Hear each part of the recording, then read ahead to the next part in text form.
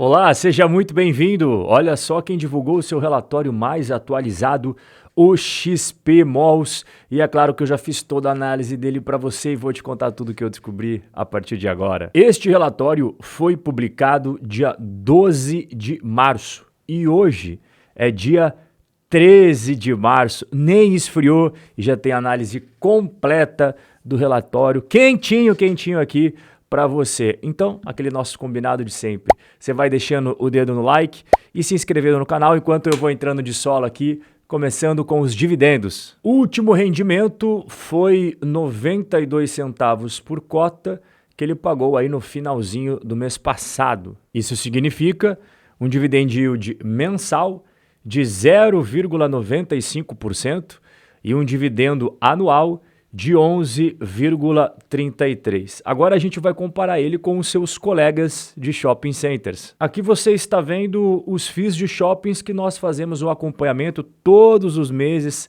na lupa aqui no canal. O XP Malls está aqui. Ele está pagando mais do que o VISC, menos do que o HSML, mais do que o MOL e mais do que o HGBS. Esses são os FIIs de shoppings que nós sempre acompanhamos aqui. Ele fica bem posicionado nos dividendos, fica com a medalha de prata. O desconto, hoje o desconto existe e não é pouca coisa não, porque o valor patrimonial por cota é R$ 117,00 e o valor na bolsa é R$ 97,00. Então o preço valor patrimonial em 0,83 e toda vez que está abaixo de 1, significa que está descontado. Vamos comparar ele com seus colegas? Mais uma vez a gente vai para a nossa tabelinha mágica. Aqui está o XP Malls, ele está menos descontado do que o VISC, menos descontado do que o HSML, menos descontado que o MOL e mais descontado do que o HGBS. Então aqui na parte dos descontos tem outros FIIs de shoppings que acabam estando mais descontados do que ele. Com destaque para os mais descontados, MOL e, em primeiro lugar, disparado, o HSML. Agora a gente vai mergulhar de cabeça aqui no relatório mais atualizado. A gestão começa falando que o início do ano sofre uma desaceleração depois do Natal, da Black Friday, justamente porque essa época o pessoal está viajando, época de férias escolares, e também época de pagar IPTU, IPVA, matrícula escolar. Então, é por isso que eu deixei o xizinho, porque o mês, obviamente, não é bom. Mas isso daí acaba sendo não só do XP Malls, é de todo o mercado de shopping centers. Mas como não é uma notícia boa, vai levar o xizinho. Outra coisa que me chamou a atenção aqui foi que a Associação Brasileira de Shopping Centers estima um crescimento de vendas em 1,6% para o ano de 2025 comparado a 2024. E eles até dizem aqui no texto que isso é uma notícia positiva. Por que eu deixei xizinho? Porque na minha visão não é positivo. Afinal de contas, a projeção da inflação para esse ano de 2025 é 5,7, arredondando. E o crescimento é 1,6. Como é que isso vai ser positivo? Então, a interpretação da gestão é que é positivo. A minha interpretação não é positiva. Abaixo da inflação não tem como ser bom. Então, toma xizinho aqui. Hoje é dia 13 de março. Esse relatório é referente ao mês de fevereiro. Mas quando a gente olha aqui, o fluxo financeiro é de janeiro. É assim mesmo, tá? Tem esse delay aí, beleza? Fica tranquilo que é assim para todos os FIIs de shoppings. Então o que a gente sempre faz aqui? A gente tira lucros, receitas de fundos imobiliários, receita de renda fixa e foca só nas remessas de dinheiro que vieram nos shopping centers, que é a receita imobiliária. E o quanto que utilizou dessa receita para pagar taxa de gestão e administração e o quanto que usou dessa receita para pagar a dívida, juros, amortização. Vamos começar com taxas. Então, no mês de janeiro foi 7%. Toma chequezinho verde. Por quê? Porque a gente vê que nos FIIs de tijolos fica nessa faixa de 8% a 12%. Então, foi 7%. Beleza, ótimo. A despesa financeira, 10%. É um chequezinho verde. Não é o mais baixo que a gente já viu. Nós já vimos 5%, nós já vimos números de 8%. 10%, ok, tá tranquilo ainda, né? Diferentemente quando a gente vê ali 20, 25, aí não é o checkzinho que recebe. Então aqui não tem nenhum segredo. Agora a gente vai para a dívida, endividamento, alavancagem, gestão de caixa, que é o que todo mundo quer saber hoje em dia do XP Malls. Então o que eu fiz? Peguei na CVM o último informe mensal estruturado que a gestão da XP protocolou lá. Quanto que tem em ativos, quanto que tem em passivos, quanto que tem em patrimônio líquido, e fiz aquelas 3 relações que eu sempre falo para você. Passivos ativos, passivos patrimônio líquido e ativos passivos. Aqui, o que significa esse número? Que o XP Malls tem uma baixa dependência de dívidas para financiar seus ativos. Então, ganha o checkzinho verde. Aqui nos passivos patrimônio líquido, quase 21%. Aqui, quanto menor esse número, mais sólido é o FII. Então, esse número é baixo, tá? Ele tem uma dívida pequena comparada ao seu patrimônio. Toma também um checkzinho verde. E, por último, a relação ativos passivos. Quantas vezes os ativos do XP Malls cobre essas dívidas? No caso aqui, 5,8 caminhando para 6. Então mostra que tem um excelente sinal de saúde financeira. Acabou por aqui? Não, não acabou por aqui. Tá? Esse é o primeiro passo. Agora a gente vai para o segundo passo. Tem muitas pessoas que estão questionando que este caixa não é o caixa mesmo, que tem coisas ali dentro que não é caixa. O que eu fiz? Mesma coisa, peguei o informe protocolado na CVM para a gente ver o que tem, o que não tem. Então, de caixa mesmo, dinheiro parado em conta corrente, imagine isso. Quase 50 milhões de reais, tá bom. Fundos de renda fixa, que no estalo de dedos você saca lá e usa o dinheiro. 367, quase 368 milhões de reais. Beleza. CRIs, mais 120 milhões. E fundos de investimento imobiliário, mais 1 bilhão 416 milhões. Você está vendo que eu deixei 2 flechinhas vermelhas aqui, ó? Por quê? Porque diferentemente do caixa e fundo de renda fixa, que você vai liquidar e vai ser esse valor mesmo, nos CRIs e nos FIIs não é bem assim. Se você precisar vender esses ativos aqui, dependendo da quantidade, dependendo do período do mercado, enfim, né, uma série de variáveis, você pode acabar recebendo um valor menor do que está registrado aqui. Não significa que de 120 milhões você vai receber 20 milhões, mas pode ser que você não receba os 120, vai ter um descontinho ali. Aqui é a mesma coisa no fundo de investimento imobiliário. Então, esse destaque que eu deixo aqui em vermelhinho é justamente para você saber que pode, na necessidade de uma venda, esse valor ser reduzido, ok? Vamos continuar somando aqui a parte dos ativos. Contas a receber por vendas de imóveis, 14 milhões e meio. Outros valores a receber não especificados, 112 milhões e meio de reais. Beleza. Então, quando a gente soma tudo isso daqui, dá 2 bilhões e 81 milhões. Isso daí é toda a parte de ativos que tem o XP Malls, deixando de lado, deixa tudo de lado, as participações em imóveis diretamente. Beleza? Agora, a gente vai para o lado direito e vamos ver o quanto que ele tem aqui de parcelas, obrigações por aquisições de imóveis e CRIs, obrigações por securitização de recebíveis. Também vamos somar com outros valores a pagar que não foi especificado, de 39 milhões, e chegamos ao total de 1 bilhão 274 milhões de reais. Então, quando você olha dentro do quadradinho verde, é o número superior ao que você tem dentro do quadradinho vermelhinho. Beleza, até aqui tudo bem. Mas não acaba a nossa análise. Esse foi o segundo passo. A gente vai para o terceiro passo, que é algo aqui que me deixou em dúvida. Inclusive, sugiro que quem souber, deixe nos comentários. Se a gestão quiser também explicar melhor, está aberto o espaço, com certeza, porque aqui, quanto mais informações, mais conteúdo, melhor para todo o mercado de FIIs, para os investidores, para as próprias gestoras, para o mercado como um todo. Então, qual que é a minha dúvida? Quando a gente vai no informe da CVM, tá lá, obrigações por aquisições de imóveis, seria as parcelas, certo? 679 milhões de reais. Quando a gente faz o somatório do que está no relatório aqui, ó, obrigações de parcelas dos ativos adquiridos em transações passadas, ou seja, a gente está falando da mesma coisa, certo? Então você soma aqui 630 milhões, você vai ter que pagar em dezembro de 2025, você soma 126 milhões, uma parcela no final desse ano e outra parcela em junho de 2026.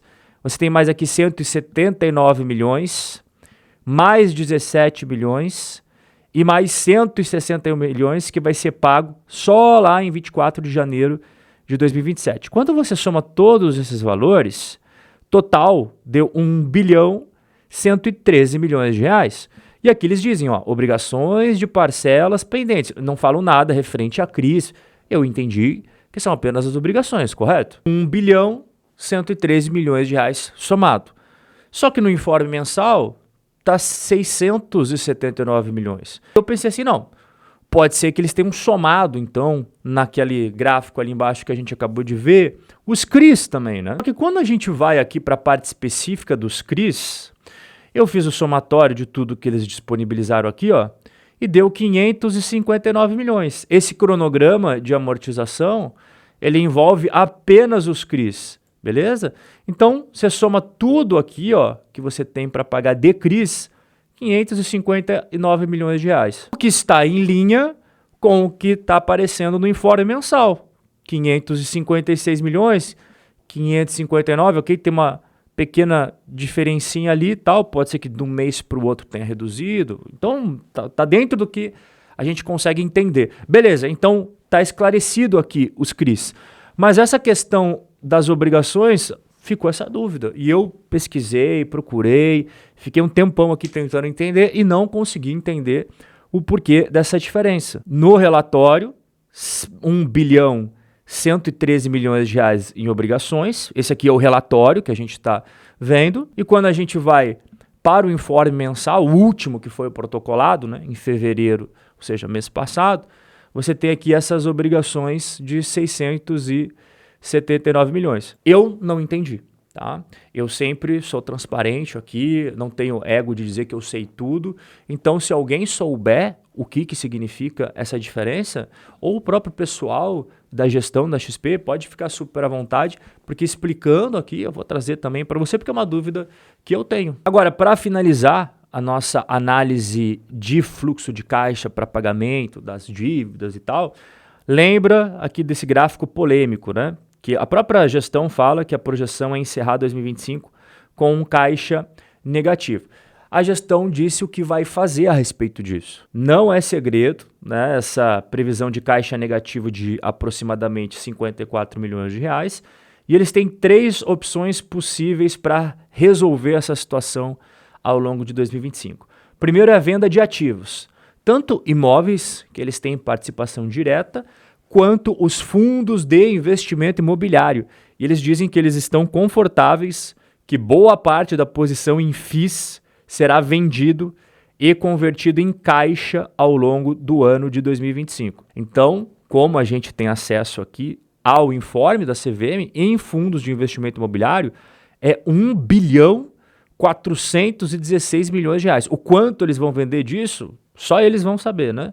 A gente não sabe o quanto que eles vão vender, mas só de FIIs aqui é mais do que suficiente para você pagar tudo que você tem aqui ao longo de 2025, ainda juntando com dinheiro de fundo de renda fixa e caixa. Então seria a primeira solução para resolver esse problema. A segunda opção é você emitir cotas. Acontece que não é o momento, né, para emitir cotas. Então eles mesmos falam, tá impossível no curto prazo você fazer uma emissão de cotas. O mar não tá para peixe nesse momento para emissão, né? Eu concordo plenamente, não faz sentido você fazer uma emissão agora. Quem sabe no futuro, se melhorar, vai que o mercado dá uma virada, ninguém sabe, né? Lá em outubro, novembro, começa a clarear melhor o cenário eleitoral para 2026, pode acontecer, mas não é o momento agora. E o terceiro ponto é a alavancagem, né? Eles podem captar uma dívida ou fazer uma securitização. Então você faria o quê? Basicamente um alongamento do perfil dessa dívida. Está vencendo no curto prazo, você trocaria uma dívida por outra, né? Uma dívida de curto prazo por uma dívida de longo prazo, justamente para facilitar essa gestão no curto prazo, não prejudicar a liquidez. Então temos aqui 3 opções na mesa. Eu vejo que as mais factíveis é você vender, principalmente fundos imobiliários, né? Você vender essa carteira de FIIs grande que ele tem, ou até mesmo você dar uma rolagem de dívida aqui, trocar, alongar ela, né, como a gente chama no mercado financeiro. Bom, esclarecido aí todos os pontos em relação ao endividamento, alavancagem, A gente vai agora para os indicadores operacionais, tudo o que rolou aí no mês de janeiro. Vale ressaltar que aqui tem alguns, como por exemplo aqui, ó, que eu deixei essa interrogação em amarelinho, que foram prejudicados porque parte dos indicadores são diferentes devido à entrada do portfólio SIM do Uberlândia Shopping, que acabou desvirtuando. Então antes você tinha esse número de shoppings, agora você tem isso daqui, número de shoppings. Vai dar uma desvirtuada em alguns dados ali, outros não, outros você consegue ajustar. Então esses que desvirtuam são esses daqui que eu já deixei destacado, ó. Por exemplo, vendas totais. Pô, se você tinha isso daqui de shopping, passou a ter isso daqui, é óbvio que você vai vender mais. Só que a comparação acaba não fazendo sentido, né? O crescimento, pô, 51%, tá, mas... E aí, né? A mesma coisa o fluxo de veículos, aumentou 112%. É claro, tinha isso daqui de shoppings, agora tem isso daqui. Então a gente vai focar naqueles indicadores que dá para fazer uma base comparativa justa. Como, por exemplo, o Same Store Sales. Então você vê aqui, ó, as vendas nas mesmas lojas em janeiro de 2025 cresceram 2,8% em relação a janeiro de 2024. Por que vai tomar o xizinho? Porque a inflação entre janeiro de 2024 e janeiro de 2025 foi 4,56%. Então foi abaixo da inflação. Não é legal, xizinho. O mesmo raciocínio para os aluguéis das mesmas lojas. Então você veja que foi abaixo da inflação também. Toma xizinho. E você que não sabe o que é vendas nas mesmas lojas e aluguéis das mesmas lojas, você vai pegar as lojas que já existiam em janeiro de 2024 e comparar com essas mesmas lojas em janeiro de 2025. Durante esse período vai entrando lojas e tal, vai destoar. Não é o que acontece no Same Store Sales, Same Store Rent. É muito bom esse indicador aqui, você sempre tem que ficar de olho aberto. O NOI caixa, ele não foi bom, ele foi negativo. O que é o NOI caixa? O que entra de aluguéis, fixos, variáveis, mall e mídia, tickets de estacionamento, tudo que o shopping ganha de dinheiro, descontando já o que ele tem que gastar com serviços de manutenção, serviços de limpeza, serviços de segurança. Isso é o NOI. Você vai dividir tudo que entra aí do NOI por metro quadrado que você tem de todos os shopping centers. É um ótimo indicador.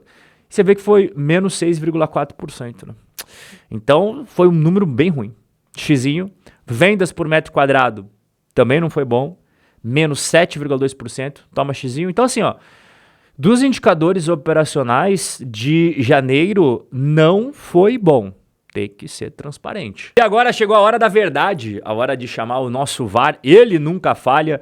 Desde 2017 até os dias atuais, CDI, EMAB, que é o Índice de Tesouro IPCA, IFIX e XPMOLs. Como é que foi o resultado dessa brincadeira desde 2017 até hoje? Quarto lugar, IFIX. Terceiro lugar, XPMOLs.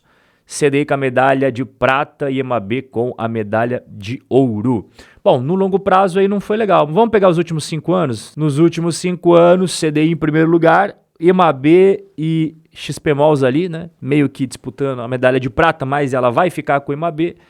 Ele fica com a terceira posição de novo. Vamos pegar os últimos 3 anos? Cara, 3 anos ele fica na liderança. Olha só. XPMOLs, nos últimos 3 anos, pega a medalha de ouro, bate todos os índices, maravilha. Nos últimos 2, ele acaba pegando a segunda colocação, perde só para o CDI. E nos últimos 12 meses, todos os fundos imobiliários perdem para o CDI. Olha só, nos últimos 12 meses ele foi muito mal. Mas todos foram, né? A questão é que o XPMOLs conseguiu cair mais do que o IFIX, hein? Conclusão da análise. Esse relatório não teve notícias positivas em relação aos indicadores operacionais. Não foi bom, não vamos varrer a verdade para debaixo do tapete. O que eu achei de positivo, a gestão deixou claro o que eles pretendem fazer para resolver a questão do caixa. Agora, tem dúvida ali em relação aos números, eu não vou explicar tudo de novo, você assistiu o vídeo, você sabe. Mais uma vez, fica aberto para você que assiste aqui o canal, explicar aqui embaixo o porquê dessa disparidade. Ou alguém da XP, da gestão, fica super à vontade para entrar em contato aí. Mas no somatório geral, né, a gente permanece vendo o XPMOLs com selo de qualidade. Ele tem um portfólio imobiliário muito bom, a gente gosta bastante disso. E permanecemos tendo recomendação de compra aqui na RC. Mas vamos, acompanhar de perto, olho aberto, não só para o XPMOLs, para qualquer fundo imobiliário que não existe direito adquirido. Entrou na carteira, não sai mais. Não. Enquanto for bom, fica lá. quando a gente vê que não faz mais sentido, não atende os nossos critérios, a gente não hesita em tirar. E esse recado vai para você que gosta de mim, confia no meu trabalho, se identifica com a minha forma de investir. Primeiro link na descrição ou nos comentários fixados. A minha consultoria de investimentos, mais de 137 famílias já estão aqui conosco. Então basta você clicar aqui nesse botãozinho, depois colocar o seu nome, e-mail e WhatsApp. O nosso bate-papo de hoje vai ficando por aqui.